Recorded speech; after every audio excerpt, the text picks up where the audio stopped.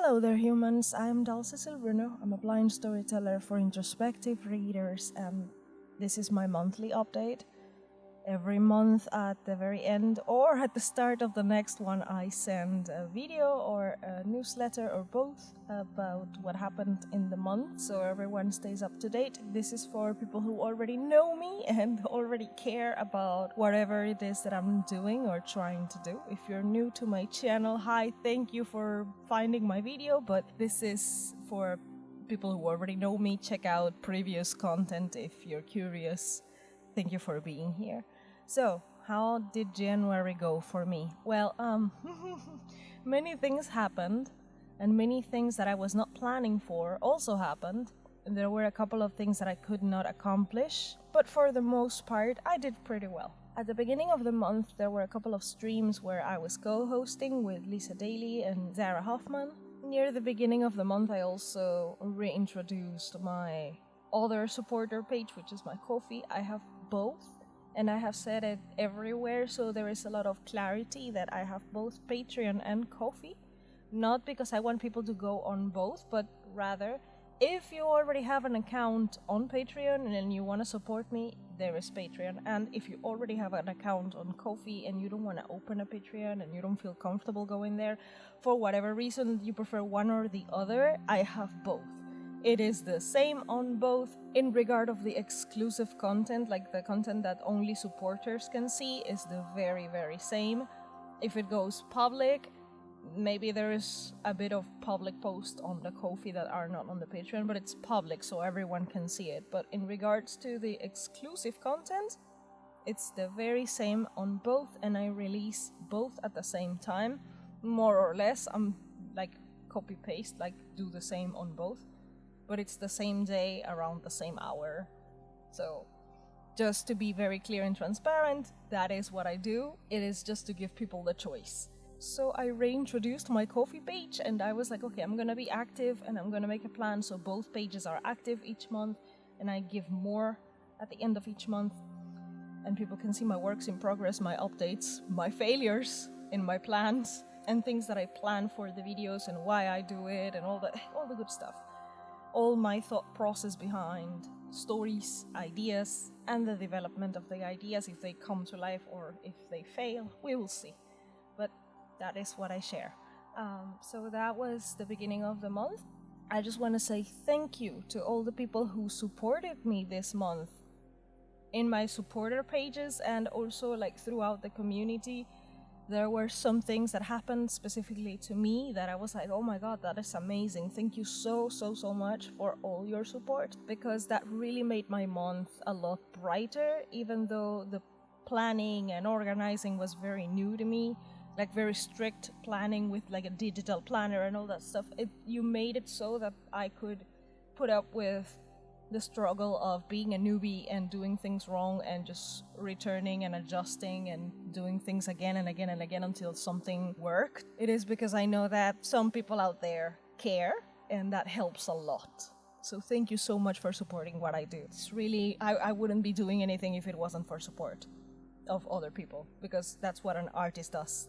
I realized very early on in the month that my plan of editing all the videos in January was not gonna work yet, because when I made that original plan, I had no idea what the visuals were going to be for the videos, and I just thought I was gonna gather stock footage of whatever it is that I'm saying. Like, for example, if I mention that someone is going to a grocery store, then I would look for stock footage of someone going to a grocery store, and that's it, and call it a day. And then no, that is not what I'm going to do with my videos. I had that original idea because I was not very into the visual aspect. Of course, I was not into the visual aspects of making a video, because hello, I don't care, but I know that people care. So the instant that I realized that I was telling a story with the symbolism of a sea turtle reaching the ocean and all the things that, like, I'm trying to reach the ocean and so is the turtle, and then I reach the ocean first, but the turtle is still stuck at the beach. But then the turtle also reaches the ocean, and I am trying to find that turtle because we went at different timing. That was the moment when I realized, hey, animal symbolism is something I am always into because of my writing, so maybe why not put it into my videos? So my plan of editing everything in 1 month went out the window, but I decided, hey, I still want to have time for my reading and my writing, which I did have. So what am I doing instead? Because I produce 2 videos per month, 2 that are very fancy, not like this disaster. This is just for people who want to spend some time with me. Because it is only 2 videos and it's like every 10 days, then I assign myself 10 sessions that are not a day long, so I cut it off when it's done. But I assign myself 10 sessions where I work on the video, and I already have a specific symbolic idea of what I want to do in the video and which animal I want to feature. Animal or animals, could be more than one, but which animals are going to be featured in the video. So then I can gather the proper stock footage, and then I can like put it together in a way that kind of makes sense, at least tells some form of story with the animal that I'm featuring. And also then I start looking for some links that go in the description where people can find more about the animal, and if the animal is endangered, not always the case, but so far it has been. If the animal is endangered and there are organizations that help protect the animals and their habitats, then I paste the links and people can go check them out if they want. So my platform is also going to be a center of, hey, there are some people working to protect these animals, you can go check it out here. So that was the middle of the month. I realized, no, don't overkill yourself because you don't want to burn out in January. I paced myself with the video editing stuff, but now it makes a lot more sense. So I started creating weekly planners to pace myself even more, because I realized that there were a couple of things coming my way that were not in my original plans, like an anthology submission. And now Canva has websites, and you can create your own SEO-friendly, responsive, and professional website right inside Canva. And I was like, oh my god, I have to try that, because my current website is just and it was a free other website.com/dal. It's not very professional. So when Canva featured that option, I was like, yes, I need to do this now. And I started doing the website things and building it and getting a domain and all that thing. It was also something I was not planning for. And I finished it right before DVCon 2022. This was in my plans. DVCon 2022 was part of my plans. I separated those days, that specific weekend, I separated it because I knew that I was not going to have energy for anything else that weekend. Because, DVCon is a virtual conference. It's free access for anyone in the world. We can just join. We register. It's free of cost, and you get access to the invite links, and you get access to all the panels and all the links. You don't have to disclose your disability when you register. That's none of their business. You are different. You're disabled or of any other racial background other than white. You don't have to say it. You know who you are, and that's enough. You register, you go. It is very nice of them that they created this space for people of diverse backgrounds to join and interact, and having this space where they can discuss everything about the writing industry. So that was lovely. It took a lot of my energy though, and then the next week I was like, I'm gonna slow down and I'm going to try to write this short story for the anthology submission, which the deadline is today, January 31st. And to be very honest with everybody, I started that draft, but it's still very rough.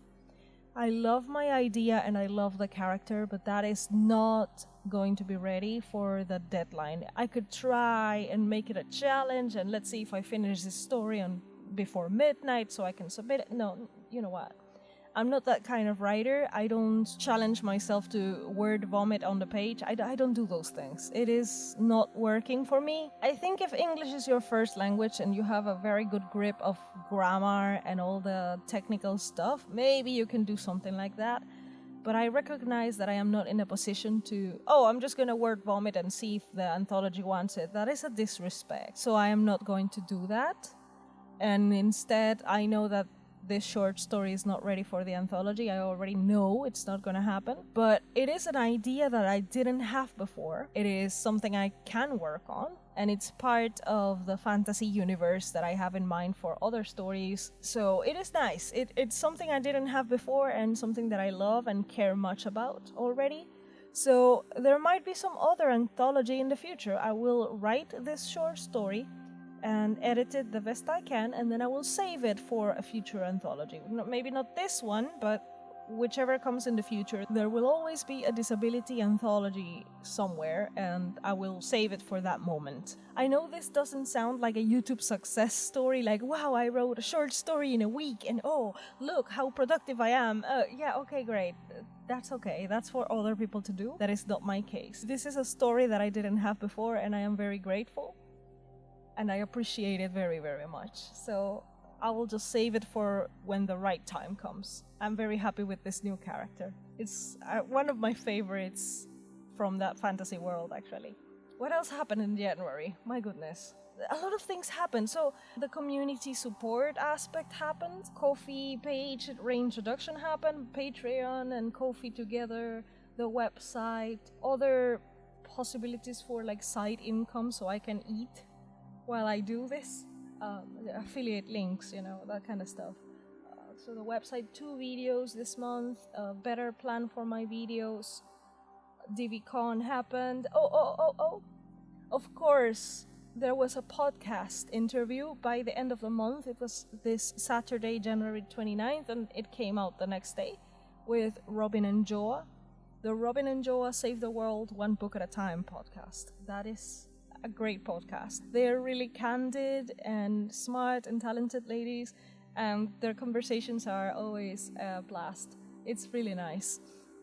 I appreciate it very, very much, and thank you to Barrett Laurie for connecting me with Robin and Joa. It was thanks to him connecting with them that I realized, hey, these people exist, and somehow I became friends with Robin, then Joa, and so they invited me to the podcast. So it is all thanks to Barrett. Thank you so much, Barrett. You get your shout out all the time.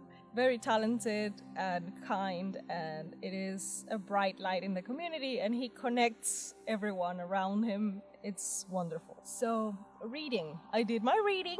I was able to read in all this stuff that happened. I still read not all the books that I wanted, but I read like 5 books. That is a lot for a month full of other things that happened. It was great. I plan to read more in February. Also, what else did I do? Did I edit my sci-fi project at all? I did edit a little bit, though I'm just waiting for... I'm letting that manuscript breathe a little bit after my last round of edits and after some critiques that I got, and I'm just rethinking how am I going to fix a few things that I didn't spot before. So I did edit a couple of things here and there, but it was minor edits. But I still touched my sci-fi project in January with all the things that I'm discussing here in this video. What the... Wow. So yeah, January was packed, as you can tell, because this video is getting too long. But I am very happy with what the month gave me. I am very happy with the new direction of my plans.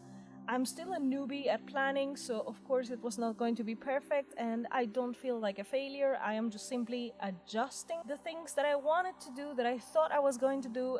It's not, in reality, it's not working yet. I don't have the skills and the speed yet, but it can work better in the future, so that is it. I am a newbie at planning. It is never going to be exactly the way you want it when you're a newbie, when you don't have enough experience at making realistic plans. So yeah, that's my takeaway. It was a month full of things, and I did so many. Didn't finish a couple of others, but everything I did was a step in the right direction and movement forward. I will see if I can query literary agents one last time in February or March, depending on when I'm ready. And I will query one last time because I'm tired of that BS. And then I am seeing if I can save up to self-publish it, because I will discuss that in a future video. We will see. I will try one last time. Agents don't want me, probably, and I will see if I can go indie, because I'm tired. and I want this book to find its home. So thank you so much for supporting me. Thank you so much for being so patient with me and all the things that I am learning and doing and changing and pivoting and all that stuff. It's part of the process, but I'm glad that everything I did was done, and I am happy with the steps in the right direction for the things that I could not finish or new things that were not in my plans that I didn't see coming, all that stuff. It is a step in the right direction. It is always moving forward. So thank you for being here, and I'll see you in my next video. Bye.